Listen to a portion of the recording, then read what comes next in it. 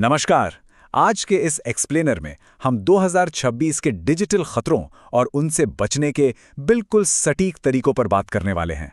देखिए, आज हमारी पूरी जिंदगी, चाहे वो बैंक अकाउंट हो, चैट्स हो या पर्सनल डेटा, सब कुछ इंटरनेट पर है। इसलिए खुद को सुरक्षित रखना अब कोई चॉइस नहीं रही, बल्कि एक बहुत बड़ी जरूरत बन गई है। चलिए शुरू करते हैं। तो सबसे बड़ा सवाल जो आजकल हर किसी के मन में है, क्या 2026 में हमारी डिजिटल सेफ्टी आर्टिफिशियल इंटेलिजेंस की रफ्तार से कदम मिला पा रही है? ये बहुत ही क्रूशल सवाल है। एआई ने हैकिंग का पूरा खेल ही बदल दिया है। सच कहूं तो अब हैकर्स को सिस्टम की कमियां ढूंढने की जरूरत ही नहीं है। वो एआई का इस्तेमाल करके सीधे इंसानों की भावनाओं और उनके डर से खेल रहे हैं। आज के इस एक्सप्लेनर में हम 5 अहम चीजों पर फोकस करेंगे। पहला, 2026 का साइबर खतरा। दूसरा, जीमेल फिशिंग की पूरी सच्चाई। तीसरा, हमारी सुविधा और सावधानी के बीच का बैलेंस। चौथा, अपने अकाउंट को सुरक्षित रखने के जरूरी तरीके। और पांचवा, अगर कुछ गलत हो जाए तो इमरजेंसी रिकवरी के स्टेप्स।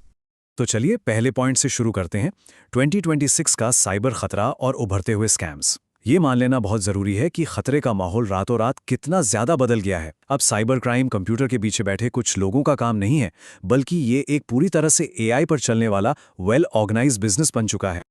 आज का जो मॉडर्न हैकर है ना, वो सीधा सिस्टम को टारगेट नहीं करता। वो हमारे मनोविज्ञान यानी साइकोलॉजी को निशाना बनाता है।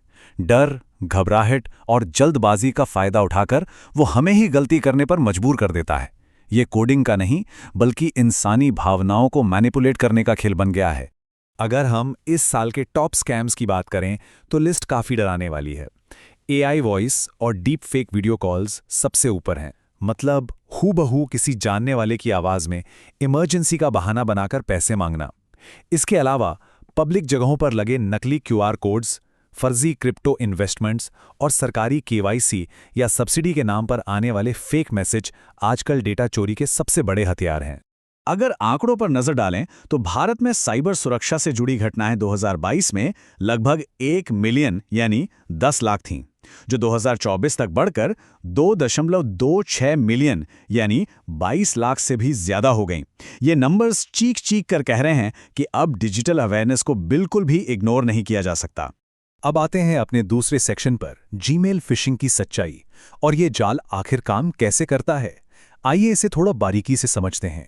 देखिए, जीमेल एक ऐसा प्लेटफॉर्म है जिस पर आज अरबों लोग पूरी तरह से डिपेंडेंट हैं, और ठीक इसी वजह से हैकर्स का सबसे बड़ा टारगेट भी यही है। इन हैकर्स का तरीका बहुत ही चालाकी भरा होता है। वो एक नकली सपोर्ट पेज बनाते हैं जिसका यूआरएल sites.google.com से शुरू होता है। अब क्योंकि इसमें गूगल लिखा है तो ये एकदम असली गूगल अकाउंट पोर्टल, जो कि myaccount.google.com है, उसके जैसा ही दिखता है। बस इसी छोटे से कंफ्यूजन की वजह से अक्सर लोग इस जाल में फंस जाते हैं। इस पूरे ट्रैप को स्टेप बाय स्टेप समझना बहुत जरूरी है। सबसे पहले एक फेक नो रिप्लाई ईमेल आता है, जो इतने शातिर तरीके से बना होता है कि वो मजबूत सिक्योरिटी फिल्टर्स को भी चकमा दे जाता है। जैसे ही उस लिंक पर क्लिक होता है, वो सीधा एक नकली लॉगिन पेज पर ले जाता है, और वहीं से एक एआई पावर्ड स्कैमर बैकग्राउंड में डेटा चुराना शुरू कर देता है। यहां एक बहुत बड़ी गलतफहमी दूर करना चाहूंगा। हाल ही में एक अफवाह उड़ी थी कि 2.5 बिलियन जीमेल यूजर्स हैक हो गए हैं। ये बिल्कुल झूठ था। असल में हैक किसी और डेटाबेस का हुआ था, लेकिन स्कैमर्स ने इस डर का फायदा उठाया और लोगों को पासवर्ड बदलने के लिए डराने वाले फेक ईमेल भेजने लगे। तो असली खतरा गूगल का सिस्टम नहीं है, बल्कि वो पैनिक पैदा करने वाले फर्जी ईमेल्स हैं।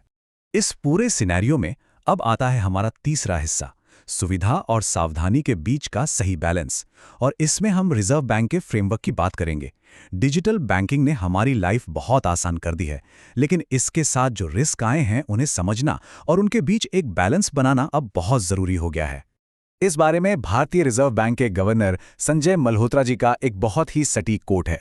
उन्होंने कहा था कि ये स्कैम्स इसलिए सफल नहीं होते क्योंकि तकनीक फेल हो जाती है, बल्कि इसलिए सफल होते हैं क्योंकि लोग धोखा खा जाते हैं। ये बात बिल्कुल सच है। हैकर्स टेक्नोलॉजी को नहीं, बल्कि हमारे विश्वास, हमारे डर और लालच को हैक कर रहे हैं। तो अब सवाल है कि सुरक्षित कैसे रहें? इसके लिए रूल ऑफ 3 यानी 3 बातों का ध्यान रखना होगा।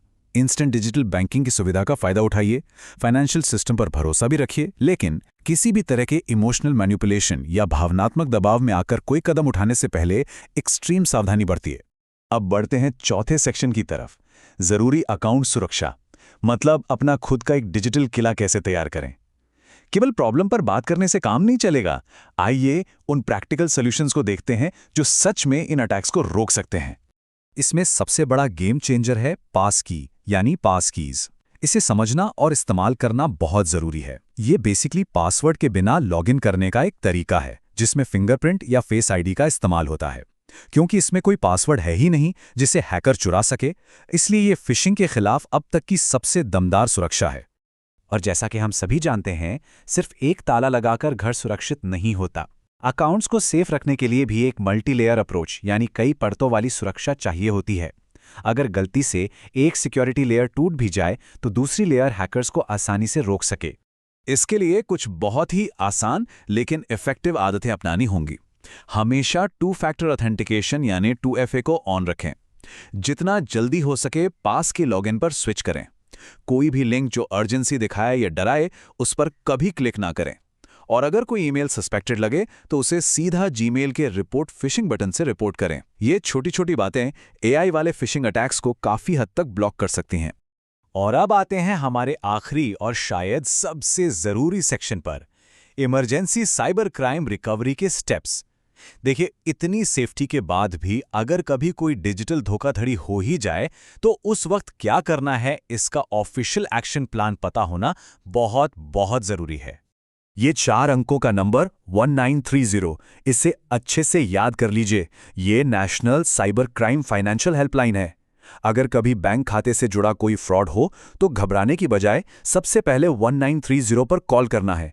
ये नंबर सीधे बैंकिंग सिस्टम से जुड़ा है और चोरी हुए पैसों को तुरंत फ्रीज करने में सबसे ज्यादा असरदार है।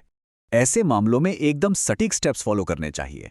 सबसे पहले बैंक का स्टेटस सिर्फ और सिर्फ ऑफिशियल ऐप पर चेक करें।